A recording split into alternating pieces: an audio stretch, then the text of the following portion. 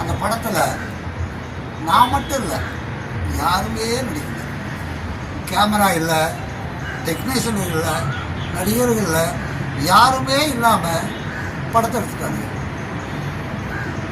இன்றைக்கே இப்படின்னா இந்த ஏஐயுடைய வளர்ச்சி வந்துருச்சுன்னா இந்த துறையில் இருக்கிற நல்ல லட்சக்கணக்கானவங்க என்ன பண்ணுவாங்க? அவங்களுடைய வாழ்க்கை இல்லாது எல்லாரோட வாழ்க்கையும் போயிடும். ஆனால் அதை நினச்சாலே எனக்கு பயமாக இருக்குது. நான் மட்டும் இல்லை, எனக்கு கூட வயசாகிடுச்சு. இன்னும் உங்களை மாதிரி இருக்கிறவங்களாம் எவ்வளோ எதிர்பார்ப்போட காத்துட்டு இருக்கீங்க. ஒன்றுமே பண்ண முடியாது, என்ன பண்ணுறது? இப்போ கூட நான் இந்த பிச்சை அடிக்கிறது கூட இந்த வயிற்றுக்காக வந்து பிச்சை அடிக்கல.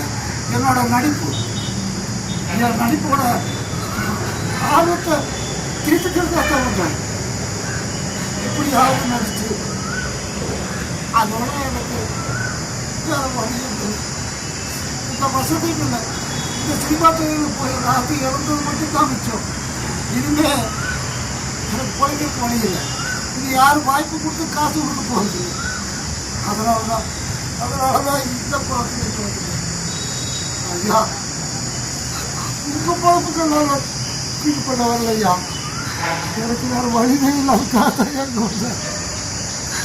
நினச்சிக்கோங்க.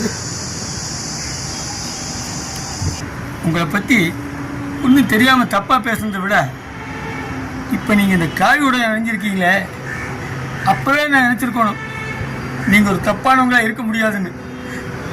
தப்பெல்லாம் என் பேரில் தான். நீங்கள் தான் என்னை மன்னிக்கணும். என்ன சார் இப்படி உடஞ்சி போயிட்டீங்க? உங்கள் ஆளுங்க எங்களுக்கு புரியுது சார். ஆனால் இந்த கலைத்துறைங்கிறது இந்த சினிமாவோட மட்டும் முடிஞ்சு போகிற கிடையாது சார். காலத்துக்கு தகுந்தது போல் அதோட வளர்ச்சி பார்த்தீங்கன்னா மாறிக்கிட்டே இருக்கும்.